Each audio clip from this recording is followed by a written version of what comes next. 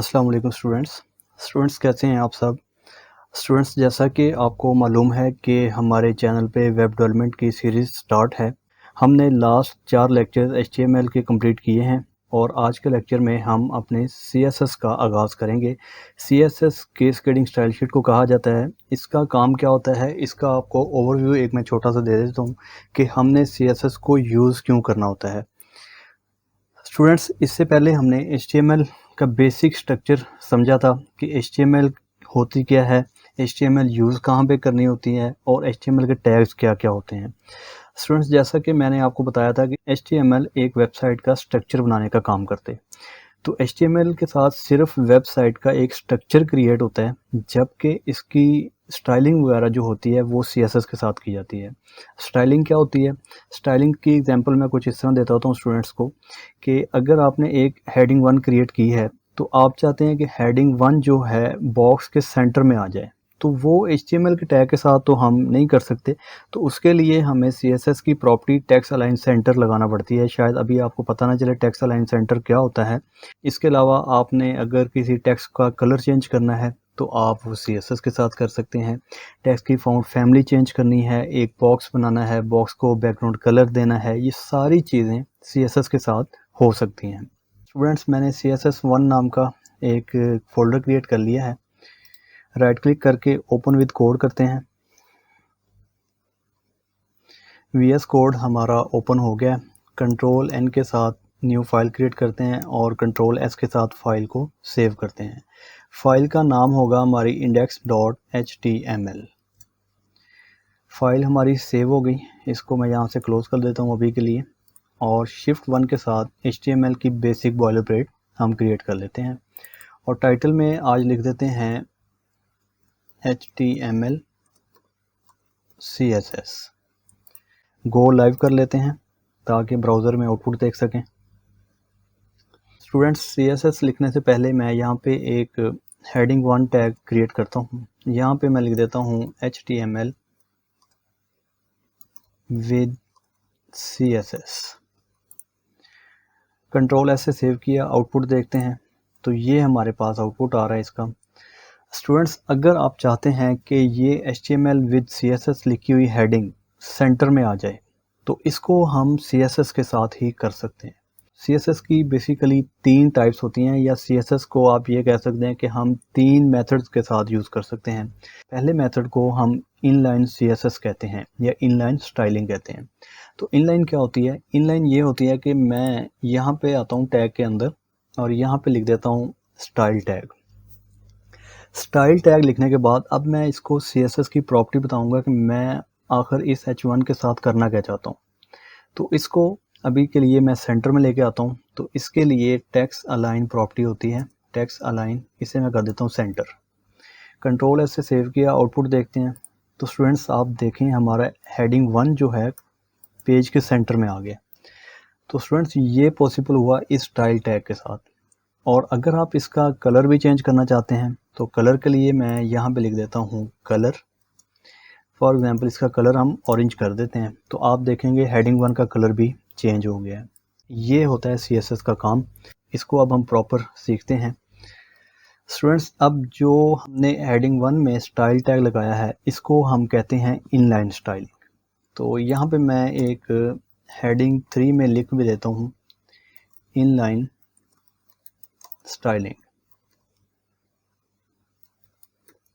ताकि आपको याद रहे कि ये हम इनलाइन स्टाइलिंग कर रहे हैं। अब ये जो है इनलाइन स्टाइलिंग की है हमने।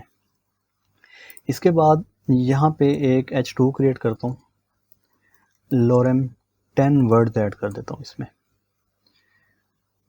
ये हमारे पास आउटपुट आ रहा है। अब स्टूडेंट्स, अगर आप चाहते हैं कि इस H2 का कलर ब्लैक हमें नहीं चाहिए, बाय डिफ़ॉल्ट कुछ और कलर चाहिए, तो इसके लिए हम क्या करेंगे, जैसे हमने H1 में स्टाइल टैग लगाया था इसी तरह हम H2 में भी स्टाइल टैग क्रिएट करेंगे और इसमें हम लिख देते हैं कलर इसका फॉर एग्जांपल मैं कर देता हूँ रेड।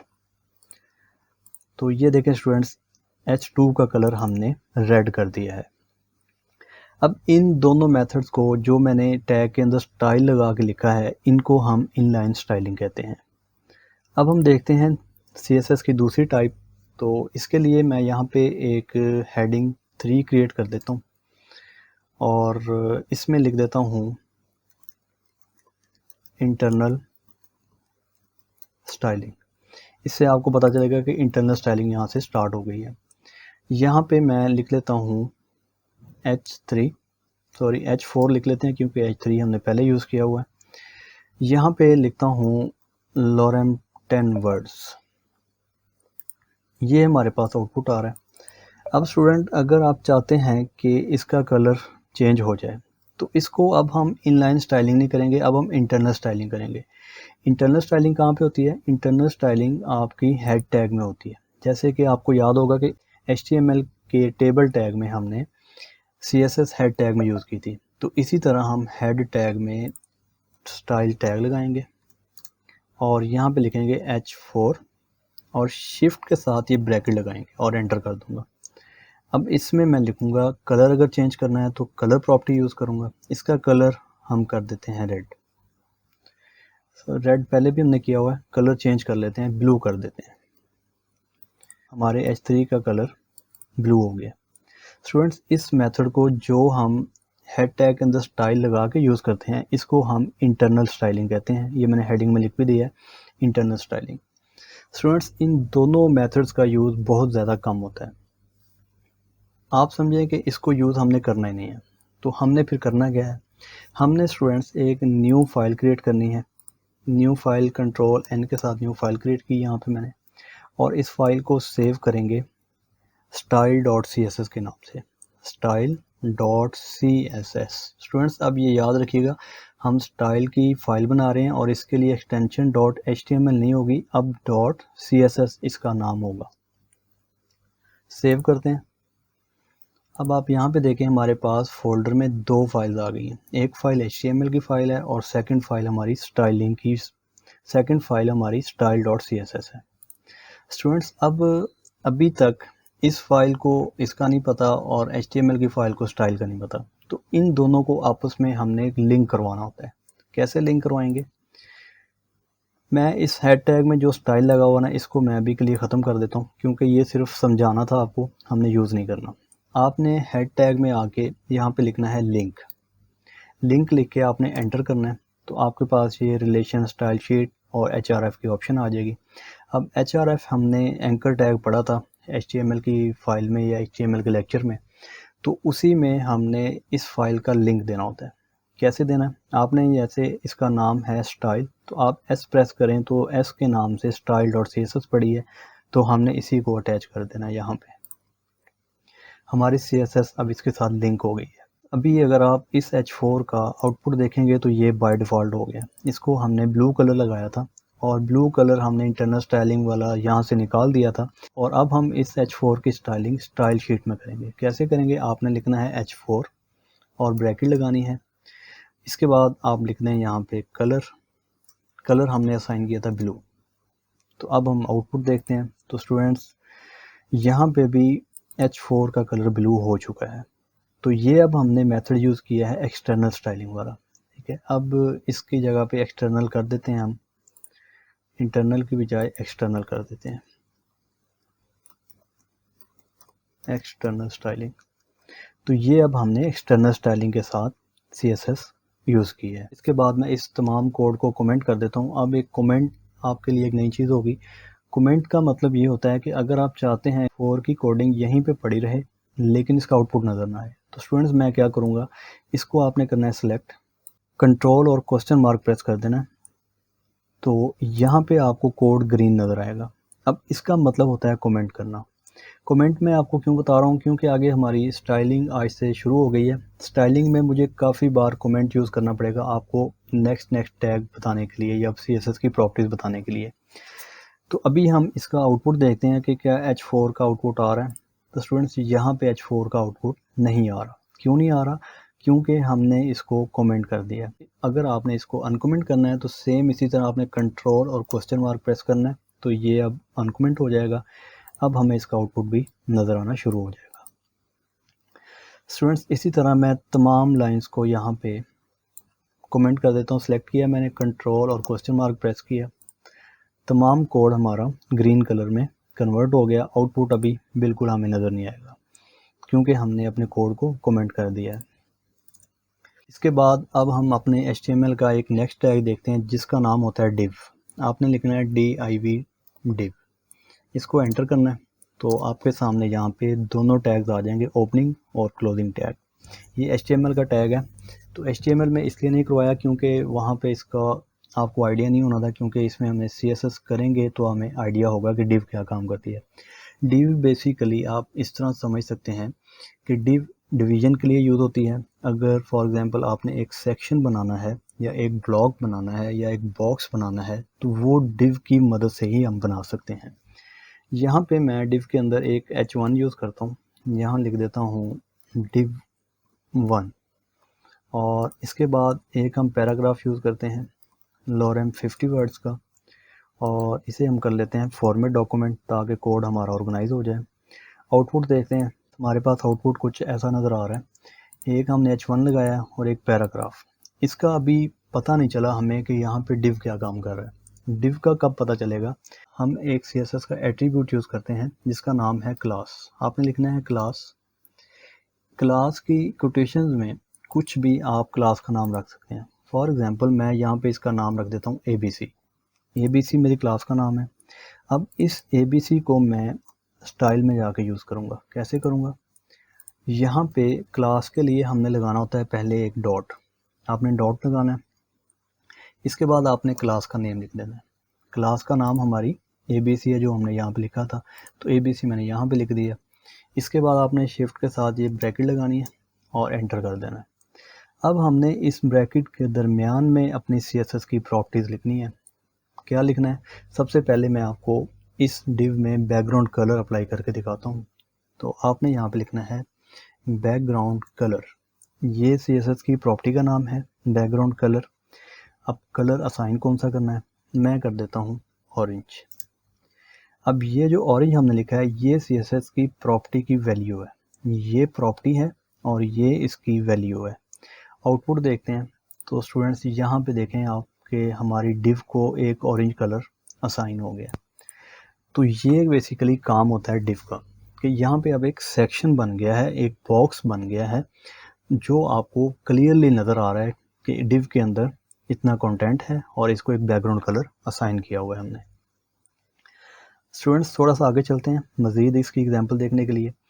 स्टूडेंट्स नेक्स्ट एग्जांपल में हम अब ये चाहते हैं कि ये जो फुल विड्थ कवर कर रहा है div, मतलब यहाँ से लेके यहाँ तक फुल विड्थ पे ऑरेंज कलर लगा हुआ है। मैं चाहता हूँ कि मुझे कलर यहाँ तक नज़र आए या यहाँ तक नज़र आए। मुझे बॉक्स मतलब इतना सा चाहिए। तो इसके लिए क्या करेंगे? आपने यहाँ पे आना है, आपने लिखना है विड्थ आप इसको असाइन कर दें फॉर एग्जांपल 350। इसके साथ आपने यूनिट लिखना है एक px। ये px पिक्सल को कहते हैं और ये एक यूनिट होता है। मतलब हमने इसको विड्थ असाइन कर दिया 350 पिक्सल। ठीक है, इसको आप px भी पढ़ सकते हैं, पिक्सल भी पढ़ सकते हैं, पिक्सल भी पढ़ सकते हैं, जो भी आपके लिए आसानी है वो आप पढ़ सकते हैं। अब इसका आउटपुट देखते हैं। तो स्टूडेंट्स ये देखें, अब यहाँ पे हमारे पास div का जो काम है बिल्कुल क्लियर नज़र आ रहा है हमें कि हमारा एक यहाँ पे बॉक्स क्रिएट हो गया जो हमने div की मदद से बनाया। तो स्टूडेंट्स ये div का काम होता है कि आप एक बॉक्स बनाना चाहते हैं, एक एलिमेंट बनाना चाहते हैं या एक डिवीजन करना चाहते हैं किसी सेक्शन की, तो आप div में तमाम एलिमेंट्स लिखेंगे जो जो भी आपके होंगे। इसके बाद दूसरी एग्जांपल देखते हैं। हम इसी div को करते हैं कॉपी, HTML को कंट्रोल C किया मैंने और यहाँ पे आके कंट्रोल V कर देते हैं और यहाँ पे इस div को div2 कर देते हैं। 1 ये है और 2 हमने ये कर दी। तो स्टूडेंट्स आप देखें यहाँ पे 2 divs क्रिएट हो गई हैं क्योंकि हमने कॉपी पेस्ट किया है। अब यहाँ पे एक बात और समझने वाली है कि हम इनलाइन स्टाइलिंग क्यों नहीं यूज़ करते। अगर हम यहाँ पे इनलाइन स्टाइलिंग यूज़ कर रहे होते तो आपको यहाँ पे भी स्टाइलिंग करनी पड़नी थी और इस div के लिए या div2 के लिए भी आपको अलग से स्टाइलिंग करना पड़नी थी। तो अब हमने आप देखें ABC सिर्फ एक बार यूज़ किया क्लास और एक बार हमने CSS की प्रॉपर्टीज़ लगाई हैं और हमने यहाँ पे 2 बॉक्सेस या 2 divs क्रिएट कर ली। तो ये पावर होती है एक्सटर्नल स्टाइलिंग की, इसलिए हमने एक्सटर्नल स्टाइलिंग यूज़ करनी होती है। स्टूडेंट्स इससे अगली बात ये है कि आप सोच रहे होंगे कि ये div मुझे यहाँ पे नहीं चाहिए, मुझे div यहाँ पे चाहिए। अब ये बहुत ही ज़्यादा इम्पोर्टेंट क्वेश्चन है और इसका आंसर जानना आपके लिए बहुत ज़रूरी है। क्यों? मैं यहाँ पे आपको एक चीज़ दिखाता हूँ। मैं राइट क्लिक करता हूँ, इंस्पेक्ट पे जाता हूँ। यहाँ पे मेरा इंस्पेक्ट सेक्शन ओपन हो गया और यहाँ पे मैं क्लिक करके यहाँ पे आपको एक चीज़ दिखाता हूँ। स्टूडेंट्स आप देखें यहाँ पे पूरी जो विड्थ है डिव कवर कर रही है। ये जो ऑरेंज कलर नज़र आ रहा है यहाँ पे आपको इस तरह से यहाँ पे, इसका मतलब ये है कि डिव को हमने विड्थ 350 पिक्सल असाइन तो कर दी, लेकिन डिव अभी भी फुल विड्थ कवर कर रही है। इसकी रीज़न क्या है? इसके रीज़न स्टूडेंट्स ये है कि डिव का जो बिहेव होता है ना बाय डिफ़ॉल्ट, वो ब्लॉक एलिमेंट होता है। अब ब्लॉक एलिमेंट क्या होता है? स्टूडेंट ब्लॉक एलिमेंट वो होते हैं जो फुल विड्थ कवर करते हैं, मतलब आपकी स्क्रीन की फुल विड्थ कवर कर लेते हैं। आप उसके आगे कुछ भी नहीं लगा सकते, ना कोई लिख सकते हैं, ना कोई एलिमेंट लगा सकते हैं, ना अगली डिव कोई बना सकते हैं। ऐसा नहीं है कि बिल्कुल बना नहीं सकते, बना सकते हैं। उसके लिए हमें CSS की प्रॉपर्टी एक लिखनी पड़ती है। उसके बाद आप एक डिव को या दो डिव को, तीनों डिव्स को एक रो में ला सकते हैं। तो पहले आप ये समझ लें कि जितने भी आपके हेडिंग टैग्स हैं H1 से लेके H6 तक, पैराग्राफ टैग और डिव टैग, ये तीनों चारों टैग्स जो हैं ये ब्लॉक एलिमेंट होते हैं। ब्लॉक एलिमेंट मेन जो फुल विड्थ कवर करते हैं, जैसे कि ये डिव फुल विड्थ कवर कर रही है जो आपको ऑरेंज कलर में नज़र आ रही है। अब इसको आपने लेके कैसे आना है दूसरी डिव को एक लाइन में? तो उसके लिए आपने क्या करना है, CSS में आए, इस क्लास में आपने यहाँ पे CSS की एक प्रॉपर्टी लिखनी है जिसका नाम है डिस्प्ले। इसको आपने असाइन कर देना है इनलाइन ब्लॉक। जैसे ही ये प्रॉपर्टी असाइन होगी डिस्प्ले इनलाइन ब्लॉक, तो आपकी दोनों डिव्स एक रो में आ जाएंगे। ये देखें स्टूडेंट्स, अब अगर मैं आपको इनका बिहेव दिखाऊं तो देखें मैं यहाँ पे क्लिक किया तो डिव्स इतनी ही स्पेस कवर कर रही है जितनी उसको विड्थ हमने असाइन की है। अब जैसे पहले orange colour full width cover कर रहा था, वो वाला कलर यहाँ पे नहीं आ रहा। अब उतनी ही विड्थ कवर कर रही है जितनी विड्थ हमने असाइन की हुई है डिव को। तो ये ऐसा क्यों हुआ? क्योंकि हमने अब डिव का बिहेव जो है वो डिस्प्ले इनलाइन ब्लॉक कर दिया है। इस वजह से दोनों डिव्स एक रो में आ गई। अब अगर हम यहाँ पे आगे एक डिव को दोबारा से कॉपी कर लेते हैं और इसका नाम हम रख लेते हैं div3, तो आप देखेंगे ऑटोमेटिकली तीसरी डिव इसके आगे आ गई, क्योंकि इसके पास स्पेस मौजूद थी तो उसने तीसरी डिव को भी एक रो में मुंतकिल कर दिया। अब अगर स्टूडेंट्स आप चाहते हैं कि डिव 2 का कलर ये ऑरेंज नहीं होना चाहिए, कोई और होना चाहिए, तो हमने क्या करना है, हमने सिंपली इधर आना है HTML की फाइल में। ये div2 है, इसकी क्लास का नेम आपने चेंज कर देना है, XYZ हम इसका नाम रख लेते हैं। फॉर एग्जांपल आप कुछ भी रख सकते हैं। अभी हम आउटपुट देखते हैं तो आप देखेंगे div2 की स्टाइलिंग ख़त्म हो गई।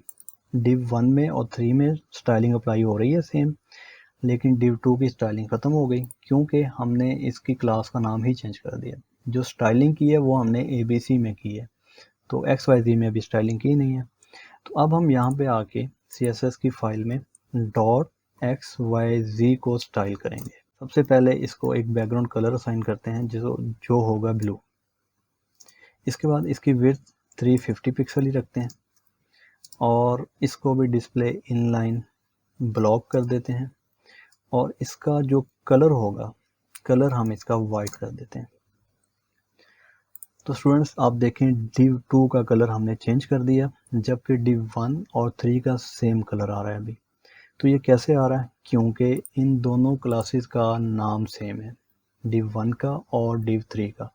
जिसकी स्टाइलिंग हमने चेंज करनी थी उसकी क्लास का नाम हमने चेंज करके उसकी अलग से हमने स्टाइलिंग कर ली है।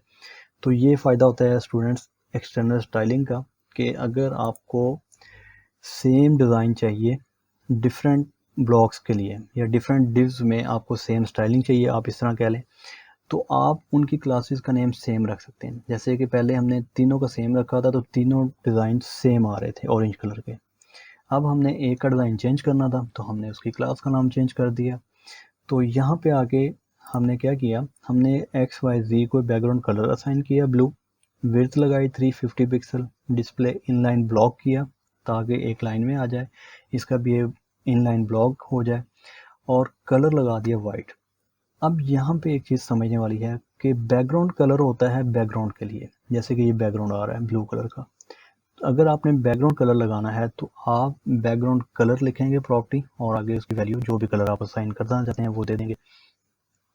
और अगर आपने इसके अंदर मौजूद टेक्स्ट का कलर चेंज करना है तो इसके लिए आपने कलर प्रॉपर्टी लिखना होता है, कलर, उसके बाद वैल्यू जो भी होगी इसकी आपने असाइन कर देनी। जैसे कि इसका कलर अभी वाइट है तो मैं अगर इसका कलर रेड करना चाहता हूँ तो आप देखेंगे इसका कलर रेड हो गया।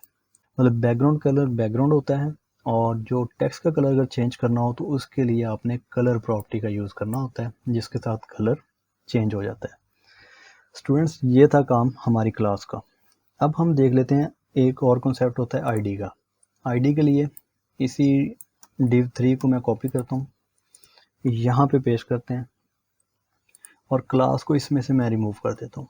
अब क्लास की जगह पे हम यूज़ करेंगे आईडी। आपने आईडी लिखा और इसको एंटर करना है। अब आईडी का नाम भी कुछ भी आप असाइन कर सकते हैं। फॉर एग्जांपल मैं यहाँ पे रख लेता हूँ इसका नाम HP। मैंने इसका नाम HP रखा और अब HP को हम स्टाइल करते हैं CSS की फाइल में आके। CSS में जब आपने इसको स्टाइल करना है तो आपने हैश लगाना है पहले, अब डॉट नहीं लगाना। डॉट लगेगा सिर्फ क्लास के साथ, जैसे हमने यहाँ पे क्लास यूज़ की थी तो इस क्लास के साथ आपने डॉट लगाना है। और अगर आपने आईडी यूज़ कर ली यहाँ पे, जैसा कि हमने आईडी का नाम HP रख लिया, अब आईडी की हमने स्टाइलिंग करनी है तो आपको यहाँ पे हैश लगाना पड़ेगा। हैश लगाने के बाद आपने HP लिख देना है। बाकी काम सेम उसी तरह होगा स्टाइलिंग वाला। बैकग्राउंड कलर इसका हम कर देते हैं फॉर एग्जांपल ये कर देते हैं, और इसकी जो विड्थ होगी वो 350 पिक्सल होगी। डिस्प्ले इनलाइन ब्लॉक होगा। अभी आउटपुट देखते हैं।